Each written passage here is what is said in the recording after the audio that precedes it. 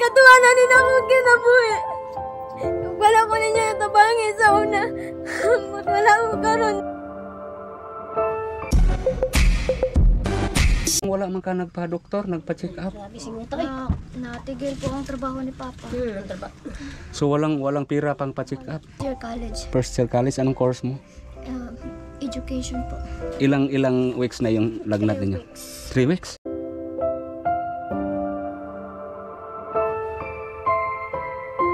Para pa-check up ate? Sige, salamat. Oo. Dagdagan ng 1,000 no? Para 5,000 lahat. Ora mismo, dinala agad sa ospital si Marby upang mapasuri.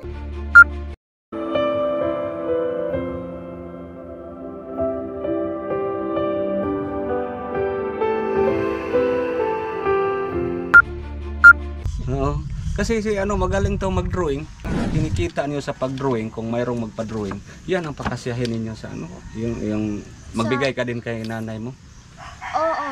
Magbigay ko ka mama tapos sa akin din pero sa aking mga kapatid si Papa kung may marami siyang isda na makuha ibenta niya tapos ibigay niya sa aking mga kapatid para may pambaon din sa eskwelahan. So ang pangbigas-bigas ninyo, ang pangbugas ninyo nay maura nang pangdiskarte ni tatay karon nga magkuan, mangmukot ana. Malinan ko. Usahay po, awa po ilabo. Usahay, wala po. Inani po nga sitwasyon, Marby. Mahirap kasi pag ganito lang walang trabaho, parang makasabi lang kami na huminto na lang sa pag-aaral. Ganun. Kasi ang hirap. Ang problema? Budget sa school at yung sa amin sa pamilya din. Pang-araw-araw na pangailangan. Pang-araw-araw na pangailangan ng problema. Nya ang pinaka-importante jud dinis balay unsa man jud pinaka-importante nga kinahanglan. Kuan kanang naay bugas. Okay ra og walay sudan basta naay bugas. Wala. Kaya nga ikaw sir nga mo kayo sir pa kay sir. Kalisod giyan gid ako. 1,000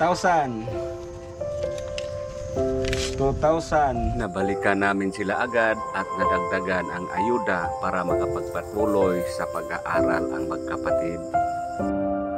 11,700.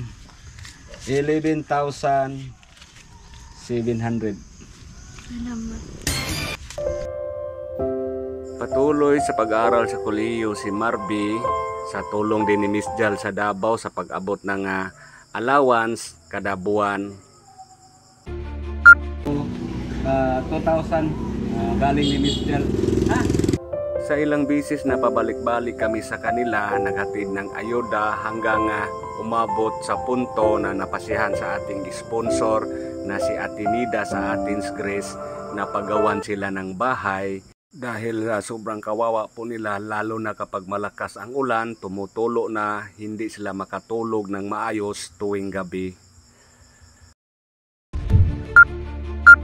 Sira-sira na at kapag umuulan ay mababasa kami. So ang good news po, pagawan kayo ng bahay.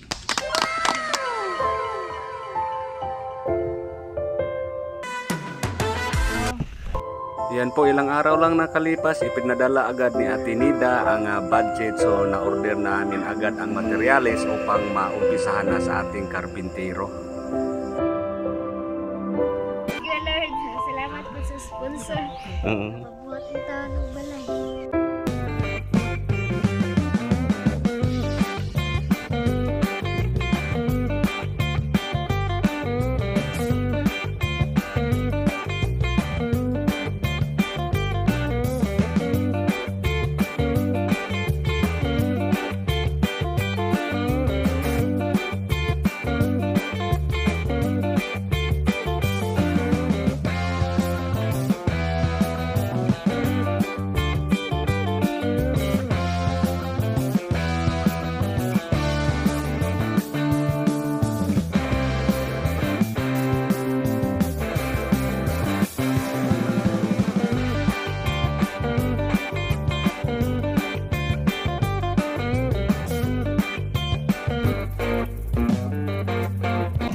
Nag-building na po sila.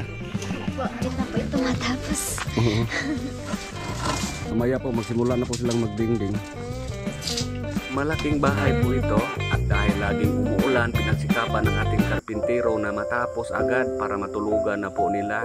So 2 linggo lang natapos at namili kami agad ng mga gamit nila dahil request ating sponsor, bagong bahay, bagong mga gamit.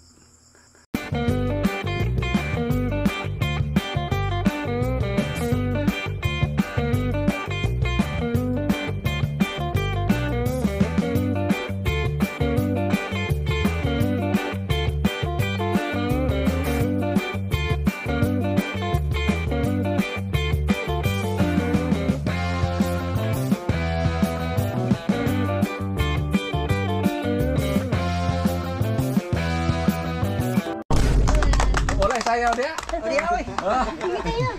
Terlesial.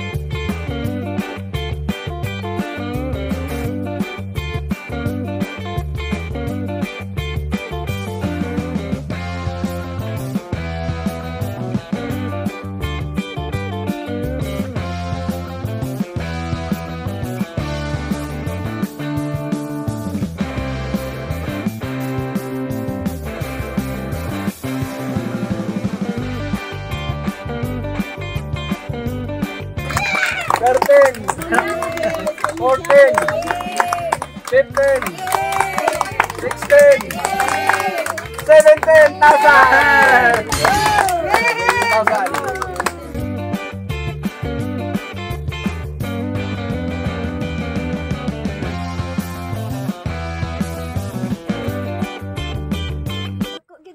Pasalamat sa nag-sponsor og sa inyo si Rene og Cancer Protata kay og wala po ni karon inani. Ni grabe dako jud kayog natabang kay katuwa na ni ako kinabuhi. Wala ko ninyo natabangi sa una. Wala ko karon diri. Dako kay kung pasalamat sa inyo. Grabe jud akong kalipay. Bisan pa man ay mga problema. Naarang-arang nagamay kay tungod sa inyo ha. Salamat sa ko sa nag-sponsor ano yan. Ate Nida, salamat kayo nga na. Gipatilamin ni mo, gingunani ka tako nga balay. O gingunani ka, ang handa karon sukat-sukat, gikas akong pagkabata. Wala siya ko katilang gingunani. O dili namin magkalisod yung mga pagkatulog. Dako kay kong pasalamat sa inyo. Grabe, dako siya kayo. Salamat kayo sa mga sponsor na nitabang na po sa una. Salamat kayo. Dako kay magnatabang sa ako. Di kita mo kalimtan. Huwag ka man tuwa sa nila. Di kita mo kalimtan. Naiyak talaga si Marbe. Sige lang, mag-ampo lang tayo sa Ginoo ha. Labi na nag-eskwela pa ka. Dayon lang sa pag-eskwela. Sana sa makatabang git sa mga pamilya pag-eskwela. No?